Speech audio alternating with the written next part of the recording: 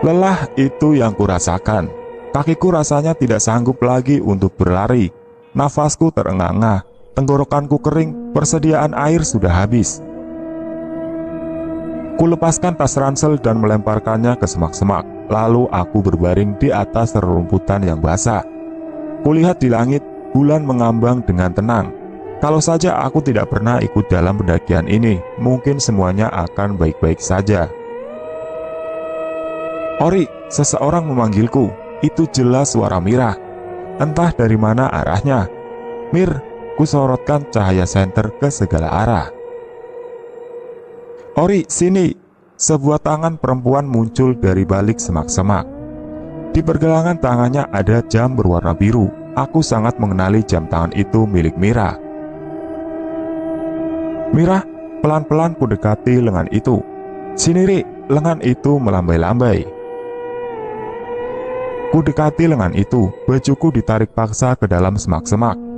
Jelas saja aku kehilangan keseimbangan. Untung saja Mira menahan tubuhku. Ia membawaku ke sebuah perkampungan. Aku heran kenapa di gunung seperti ini ada perkampungan yang sangat ramai. Wajah Mira terlihat sangat bahagia. Ia bahkan tidak berhenti tersenyum. Kampung itu sedang ramai. Orang-orang sibuk mempersiapkan sesuatu. Janur dipasang di depan sebuah rumah gubuk. Mereka membawa makanan dan buah-buahan, lalu menyerahkannya pada 3 orang wanita yang berjaga di depan rumah. Mereka seperti akan menggelar hajatan. "Gua mau menikah, Ri." "Hah, nikah?" Jelas saja aku terkejut. "Iya, malam ini." Mira menatapku sambil tersenyum. "Ayo, gua kenalin lo sama calon suami gua. Dia ganteng banget." Mira menarik lenganku. "Gak, Mir, kita harus pulang. Sadar, Mir, ini pasti bukan alam kita." Aku membujuknya, tapi Mira sepertinya tidak peduli pada ucapanku. Dia membawaku ke rumah gubuk. Tempat hajatan akan digelar. Aku dan Mira masuk melalui pintu dapur. Di dalam sana banyak sekali wanita tua yang sedang sibuk masak. Mereka menoleh ke arahku sambil tersenyum ramah. Mira kemudian membawaku ke dalam kamar. Ruangannya temaram karena hanya ada lampu canting yang menjadi penerang. "Kenalin, itu calon suami gua."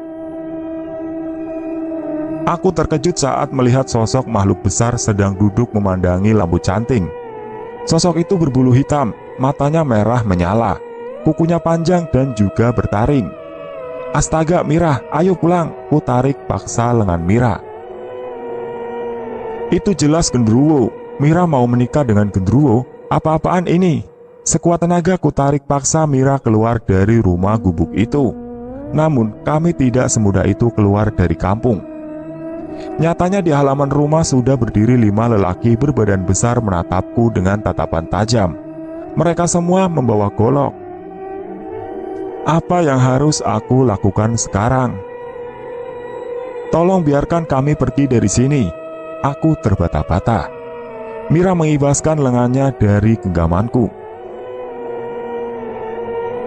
"Pergi? Rumah gua sekarang di sini, Ri." Aku tahu dia sedang dipengaruhi jin. "Sadar, Mira, sadar." Ia malah tertawa lalu menepuk pundakku. "Gua bahagia di sini, Ri. Kalau lu mau pulang, silahkan aja." 5 lelaki berbadan besar mendekati Mira. Mereka menuntunnya masuk kembali ke dalam rumah gubuk tadi. Dari belakangku terdengar suara gamelan dan beduk ditabuh bertalu-talu. Pesta pernikahan dimulai. Orang-orang berkumpul di depan rumah gubuk. Mira muncul dari rumah tersebut. Ia sudah didandani layaknya pengantin. Wajahnya penuh bedak, rambutnya dikonde. Ia juga mengenakan kebaya batik. Kulihat dia tidak mengenakan alas kaki. Di belakang Mira menyusul sosok genderuwo mengerikan. Ia digiring 5 orang lelaki tadi. Mira kemudian menggandeng lengan genderuwo itu. Rombongan itu berjalan sambil menyanyikan tembang yang tidak jelas. Aku bahkan tidak pernah mendengar tembang itu sebelumnya. Kuikuti rombongan itu dari belakang. Mira bergandengan dengan genderuwo. Ia terlihat sangat bahagia, langkahnya anggun dan selalu tersenyum. Berbeda dengan genderuwo yang digandeng Mira, makhluk itu sangat menjijikan. Ia terus mengeluarkan air liur yang membasahi bulu-bulu hitamnya. Tidak lama kemudian rombongan berhenti di Curug Putri. Semua orang duduk sila kecuali Mira dan genderuwo. Aku bersembunyi di balik batang pohon, menyaksikan resepsi pernikahan gaib itu. Sangat berbahaya kalau aku mengacaukannya. Bisa-bisa aku mati dibunuh mereka. Entah ritual pernikahan macam apa itu, tanpa ada penghulu atau pendeta yang menikahkan mereka. Aku mual saat Mira berciuman dengan genderuwo yang mulutnya penuh dengan air liur itu. Setelah itu Mira menatap ke arahku. Kedua matanya merah menyala. Aku segera kabur dari sana. Aku harus segera pulang, mencari bantuan untuk menyelamatkan Mira.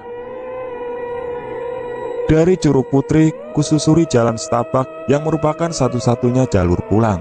Kupercepat langkah, sesekali kakiku tergelincir karena menginjak batuan licin berlumut. Lalu cahaya senterku menyinari sosok lelaki yang sedang duduk di tengah jalan. Semakin dekat, semakin jelas terlihat kalau itu adalah Ricky. Aku menghembuskan napas lega. Dia terlihat sedang sibuk membetulkan sesuatu. "Rick, kemana aja lu? Ninggalin gua sendirian." Rick, gua cari-cari dari tadi." Ricky menoleh ke arahku. "Gawat Rick, si Mira nikah sama genderuwo. Kita harus cari bantuan buat tolong dia." Ricky malah tertawa. "Ada-ada aja lu, masa nikah sama genderuwo?" Ia kembali membetulkan kompasnya yang tampaknya sedang rusak. "Serius Rick, gue lihat sendiri. Lebih baik kita pergi dari sini sekarang. Nanti di kampung kita cari orang pintar buat bantu Mira." "Iya, kita pulang sekarang." Ricky bangkit dan meraih kembali senternya. "Jangan terburu-buru Rick, nanti kita terpisah lagi," kataku. Kali ini aku yang jalan paling depan, sementara Ricky di belakangku. Semakin lama, aku merasa ada yang aneh dengan Ricky. Dia sering sekali meludah lalu tiba-tiba tertawa tanpa sebab dan suka meracau sendiri. Itu bukan seperti Ricky yang ku kenal. "Rick, lu jalan paling depan aja," pintaku. Sengaja aku menyuruhnya jalan paling depan agar bisa memperhatikan lebih jelas lagi tingkah anehnya.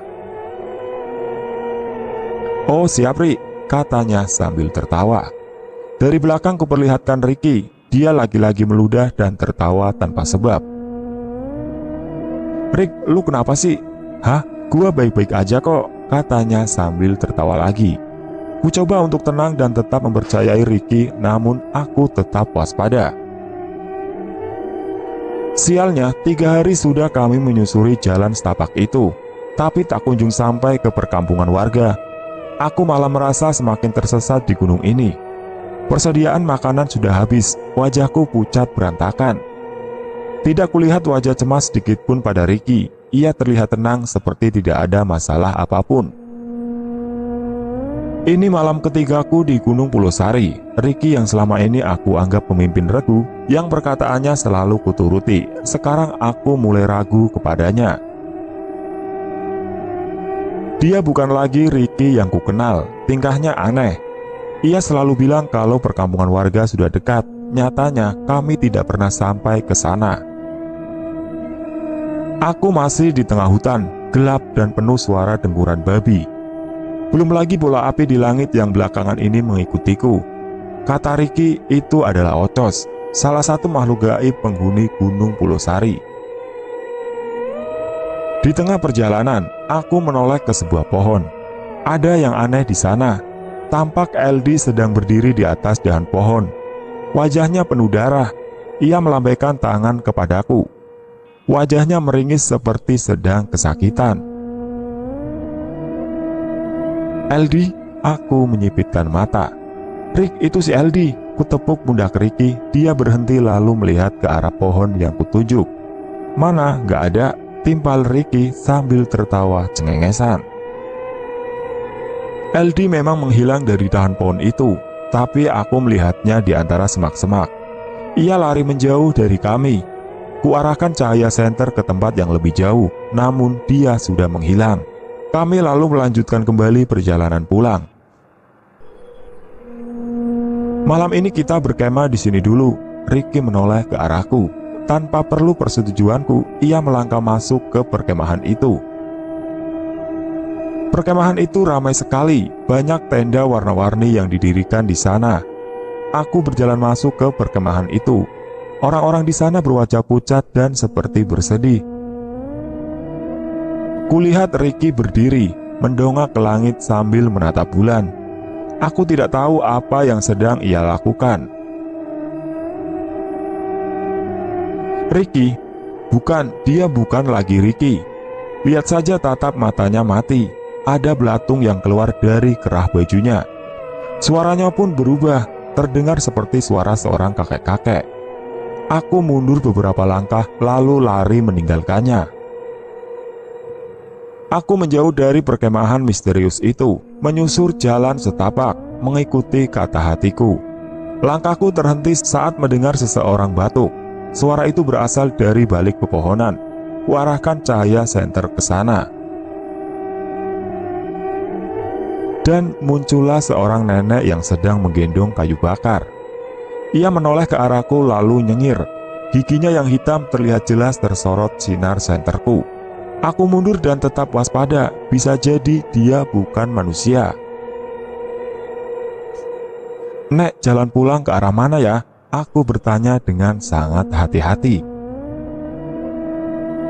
Ia menyeringai seolah ingin mengatakan sesuatu. Tangannya menunjuk ke arah timur sambil tersenyum ramah.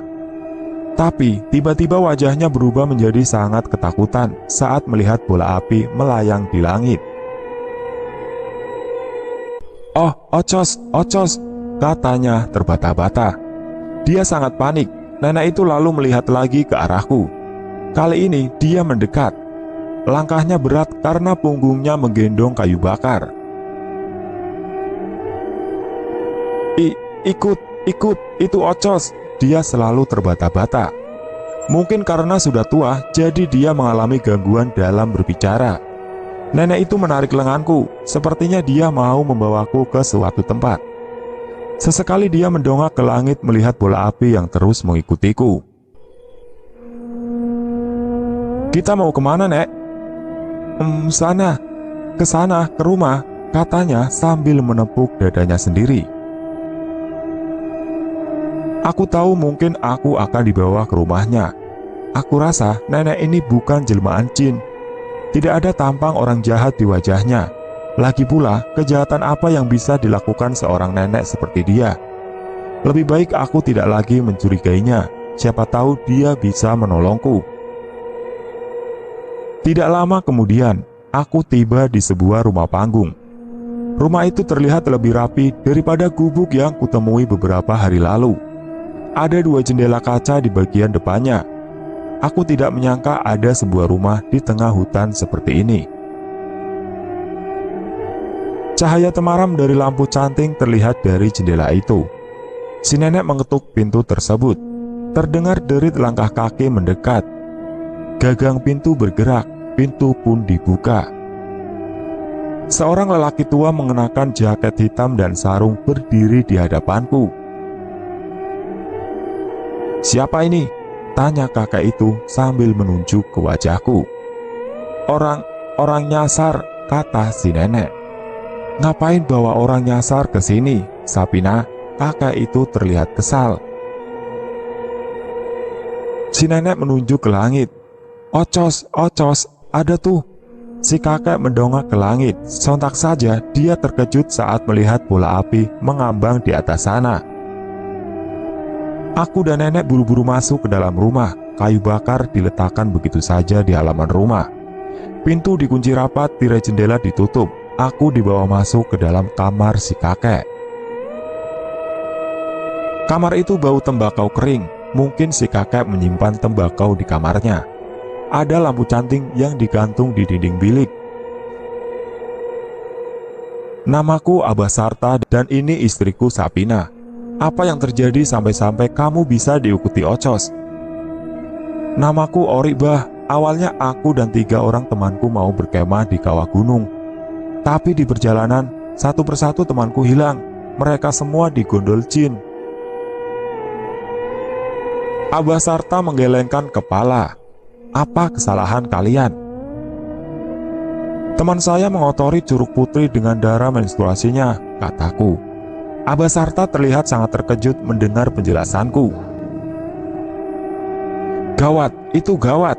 Kamu tahu sudah berpuluh-puluh tahun Pulau Sari aman dan tidak ada korban jiwa satupun. Gara-gara temanmu, bisa jadi para pendaki lain juga ikut celaka. Abah Sarta marah, urat lehernya sampai menonjol. Apa yang harus aku lakukan, Bah?